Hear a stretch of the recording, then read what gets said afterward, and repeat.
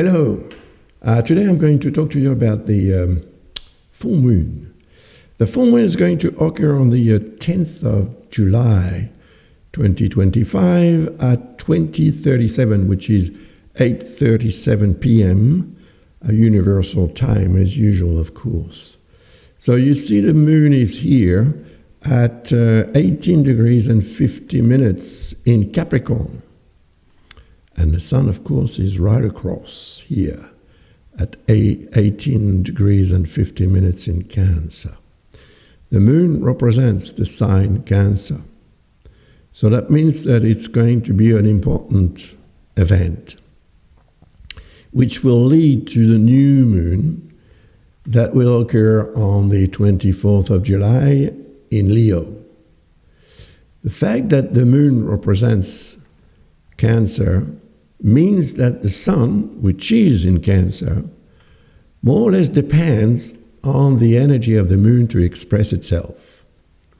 So anything to do with family, the emotions as well, and whatever may become something important as far as our private life is concerned, maybe sentimental life, all that is going to become more important, of course, but the moon is in Capricorn.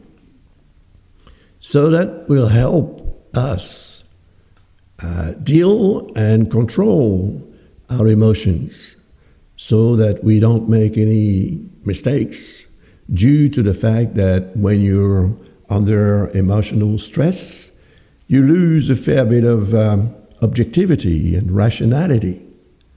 So it makes it more difficult to really organize things and react in orderly manner to whatever happens, especially when emotions are triggered naturally.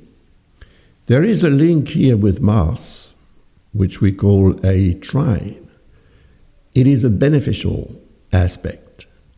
So the energy of Mars is going to be useful because by the same token, although it's not drawn here because it's a bit wide, there is an element of sextile, which is a 60-degree angle,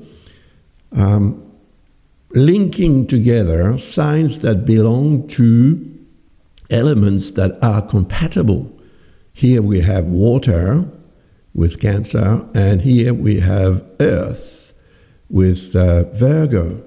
So earth and water do mix together quite easily. It is a mixture that is constructive, cement, clay, whatever, that we can use to build. So there is something constructive about it because the moon in Capricorn, is going to make us more rational. At least we'll try to be more rational.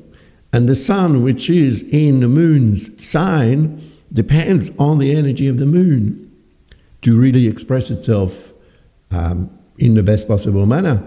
So it is going to express itself through the energy of Cancer, but through the energy of the moon as well, which is in Capricorn. So it will definitely help us stay rational and maybe be more constructive during this period until the new moon in Leo. As you can see, the moon is going to reach the position of Pluto soon after this full moon. And Pluto represents what we can, do to regenerate ourselves. Pluto represents rebirth. It also represents what we can destroy in view of reconstructing on new ground. So the fact that there is this opposition is natural because that's what causes the full moon. But during a full moon, we're all more emotional. Thanks to the position of the moon in Capricorn, we are going to most probably be able to control better our emotions and to make our emotions more constructive as well. That's good news. And thanks to Mars, which is in harmony with the moon as well, that will help us definitely act according to what we want to achieve concretely. And the fact that Mars is in Virgo makes it more analytic. So analyzing what the consequences of our actions may be will help us, well, avoid mistakes as much as possible. But there is a discordance here with Venus.